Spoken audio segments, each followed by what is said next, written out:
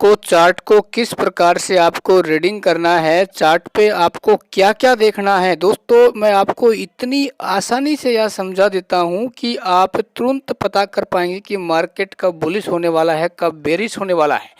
देखो दोस्तों, आपको सबसे पहले क्या है, चार्ट पे कुछ इंडिकेटर लगा लेने हैं, ठीक है ना। मैंने यहाँ पर 3 इंडिकेटर लगाए हुए हैं जो मुझे यहाँ सीधा सिग्नल देते हैं कि इस स्ट्राइक प्राइस से मार्केट नीचे आने वाला है, मैं आपको ये बताऊंगा।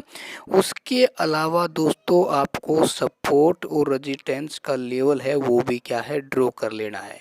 देखो दोस्तों, सबसे पहले आपको अपने चार्ट को 5 मिनट की जो कैंडल होती हैं, है ना, यानी 5 मिनट का चार्ट फ्रेम आपको लगा लेना है, ठीक है ना। जैसे आप लगाओगे तो आपको क्या है, मार्केट का ओपन जैसे ही होगा ना तो उसका इंतज़ार करना है। जैसे मान लो मार्केट ओपन हुआ यहाँ पे, ठीक है, तो जो 5 मिनट की जो पहली कैंडल कंप्लीट हो जाती है, क्लोज हो जाती है ना, तो उसकी जो ऊपर वाली वीक है, नीचे वाली वीक पे आपको 2 हॉरिजॉन्टल लाइन ड्रॉ कर देनी है, ठीक है ना। तो इसमें आप कैसे एंट्री लेंगे, जैसे मान लो भाई मार्केट ऊपर की ओर जाएगा, आप यहाँ देख सकते हैं आज मैंने यहाँ पर एक हॉरिजॉन्टल लाइन ड्रॉ की हुई थी, ठीक ना, लाइन। तो इसके बाद जैसे ही मार्केट इसके ऊपर की ओर क्लोज करता है, क्योंकि देखो दोस्तों यहाँ पे मार्केट क्या है, लगभग आप ये मान सकते हैं 30 या 35 मिनट तक यहाँ इसके अंदर घूमता रहा, ठीक है ना। तो उसके बाद मार्केट जैसे ही इस ऊपर वाली वीक को यानी इस हॉरिजॉन्टल लाइन को क्रॉस करता है ना, तो क्या होता है कि मार्केट भाई यहाँ से बुलिश हो जाता है। तो आपको क्या करना है कि जैसे ही इस कैंडल क्लोज होती है ना, तो इससे अगली वाली जो कैंडल बनती है ना, तो उस पर आपको एंट्री लेनी है, ठीक है ना। आपको इस कैंडल पे एंट्री नहीं लेनी, नहीं तो हो सकता है कैंडल ऊपर जाए फिर नीचे भी आ जाएगी, ठीक है ना। तो जैसे अगली वाली ये कैंडल ऊपर की ओर जाएगी तो आपको इस पे एंट्री ले लेनी है, ठीक है ना। और उसके अलावा क्या करना है दोस्तों आपको, क्योंकि संकेत कैसे मिला कि नीचे भाई एक मजबूत सपोर्ट था और सपोर्ट से मार्केट ऊपर की ओर उठता है, ठीक है ना, और यहाँ पर एक कैंडल बनी है ना। और उसके अलावा दोस्तों क्या करना है, आपके दूसरे मोबाइल में आपको जो भी इंडेक्स में आप भाई ऑप्शन ट्रेडिंग करते हैं, तो उनमें क्या है, जो भी शेयर होते हैं ना उनका जो वेटेज होता है, जैसे इसमें भाई मैं निफ्टी 50 में करता हूँ, तो इसमें जैसे आईसीआई हो जाएगा, रिलायंस हो जाएगा, एचडीएफसी हो जाएगा, वो और भी जो भी इम्पोर्टेंट शेयर होते हैं ना, तो उनका जो वेटेज होता है तो उनके चार्ट को भी आपको क्या है, अपने सामने लगा लेना है, ठीक है ना। क्योंकि वहाँ से भी संकेत मिलेंगे, क्योंकि वहाँ यदि बुलिश होगा तो निफ्टी 50 बुलिश होगा, ठीक है ना। तो वहाँ से मुझे यहाँ संकेत मिल जाएंगे और उसके अलावा अपना जो चार्ट है वो भी आपको संकेत देगा, ठीक है। उसके अलावा दोस्तों आप यहाँ देख सकते हैं मार्केट क्या है, ऊपर की ओर गया, लेकिन ऊपर अपना एक रेजिस्टेंस था, तो वहाँ संभावना बनती है कि मार्केट रेजिस्टेंस से टकराने के बाद नीचे आ सकता है। लेकिन काफ़ी साथी क्या करते हैं कि जैसे ही रेजिस्टेंस को ऊपर की ओर ये कैंडल क्लोज करती है ना, तो जो सेकंड कैंडल बनेगी ना, इसको कंप्लीट बनने देना है दोस्तों, ठीक है ना। और जैसे ये कंप्लीट कैंडल बन जाएगी ना, तो आपको तीसरी कैंडल पे एंट्री लेनी होती है। लेकिन यहाँ पर क्या हुआ, सेकंड कैंडल ऊपर की ओर गई लेकिन क्लोज नहीं हुई, नीचे की ओर आ गई, यानी सेलर ने वहाँ पर क्या है, थोड़ा प्रेशर बनाया और उसके बाद लगातार जो 3 कैंडल है कैसी बनी, यहाँ पर रेड कैंडल बनी, यानी अपनी यहाँ पर एंट्री नहीं हो रही है, ठीक है ना। उसके बाद क्या हुआ कि भाई मार्केट क्या है, साइडवेज हो गया, ठीक ना, क्योंकि ये 5 मिनट की कैंडल है। आप यहाँ देख सकते हैं कितने मिनट मार्केट यहाँ साइडवेज रहा, मैं आपको यहाँ बता देता हूँ। 1 2 3 4 5 6 7 8 9 10, यानी लगभग आप मान सकते हैं कि ये 1.5 या 2 घंटे के आसपास मार्केट यहाँ पर क्या है, साइडवेज रहा। और जब दोस्तों मार्केट साइडवेज होता है तो एक टाइम ऐसा आता है मार्केट या तो ऊपर की ओर या फिर नीचे की ओर क्या है, बहुत तेज गति से आता है ना।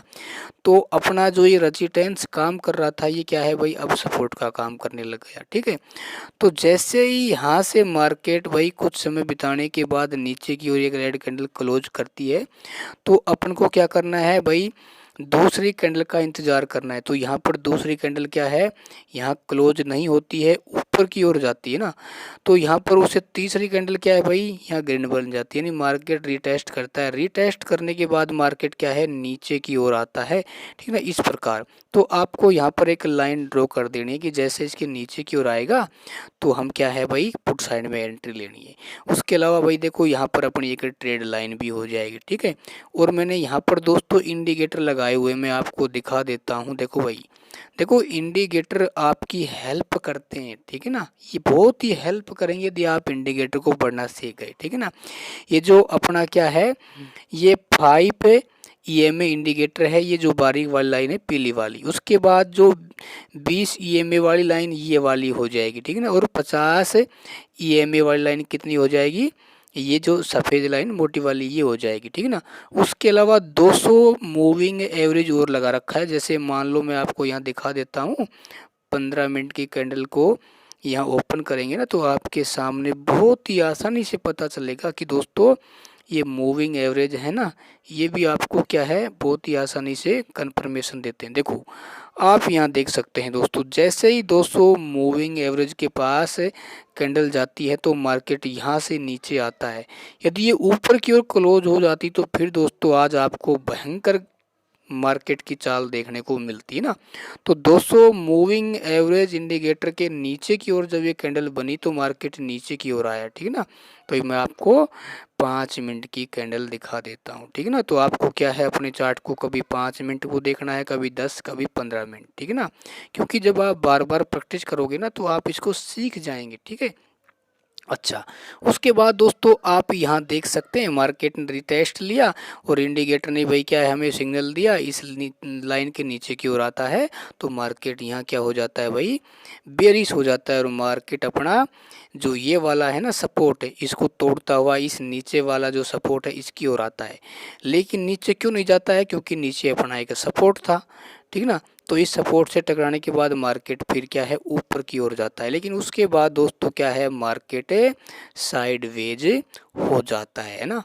और साइडवेज हो जाता है तो उस समय देखो भाई मैं तो एक ही बात कहता हूँ, यदि आप बिगिनर है तो साइडवेज मार्केट में आप ट्रेडिंग ना करें, क्योंकि मार्केट या तो आपको सुबह सुबह अच्छी चाल दिखाएगा, ठीक है ना। तो 9:15 पर जो मार्केट ओपन होता है तो 20 मिनट पर 9:20 पे जो 5 मिनट की कैंडल क्लोज हो जाएगी ना तो उसका हाई और लो को आपको क्या कर लेना है, हॉरिजॉन्टल लाइन से ड्रॉ कर लेना है। जिस साइड में मार्केट जाए, ठीक है ना, उस साइड में आप एंट्री लीजिए, ठीक है ना। इन इंडिकेटर का सहारा लीजिए, आप ट्रेड लाइन लगा लीजिए, ठीक है ना। सपोर्ट और रेजिस्टेंस का लेवल है वो ड्रॉ कर लीजिए, बस इतना ही काफ़ी है। यदि आप इनमें भी सीख गए ना तो मैं कहता हूँ दोस्तों आप यहाँ से पैसा बहुत ही आसानी से कमा सकते हैं, ठीक है ना। ज़्यादा आपको माथापच्ची नहीं करनी है। हाँ, उसके अलावा दोस्तों आपको क्या करना है, देखो भाई मेरा ये मानना है 2 मोबाइल तो आपके पास होना बहुत ही ज़रूरी है, ठीक है ना। यदि आप एक ही मोबाइल से कर रहे हैं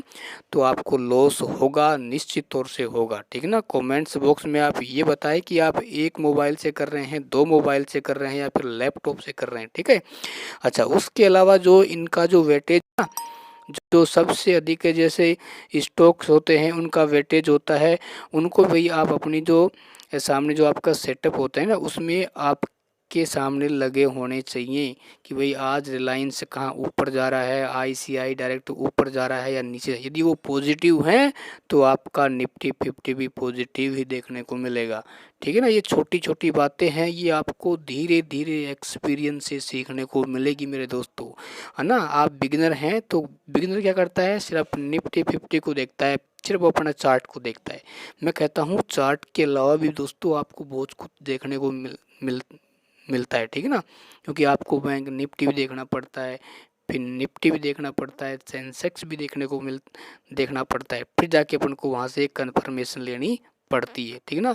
जब अपन ऐसी कन्फर्मेशन लेंगे तो हमें एक बहुत ही ज़बरदस्त वहाँ से क्या है प्रॉफिट देखने को मिल सकता है, ठीक है ना। तो चार्ट को इस प्रकार से ही पढ़ना है और कोई ऐसे कोई इसमें माथापच्ची है नहीं और ऐसी कोई मुझे टेक्निक लगती नहीं कि इसके अलावा आपको कुछ और लगाने की आवश्यकता है।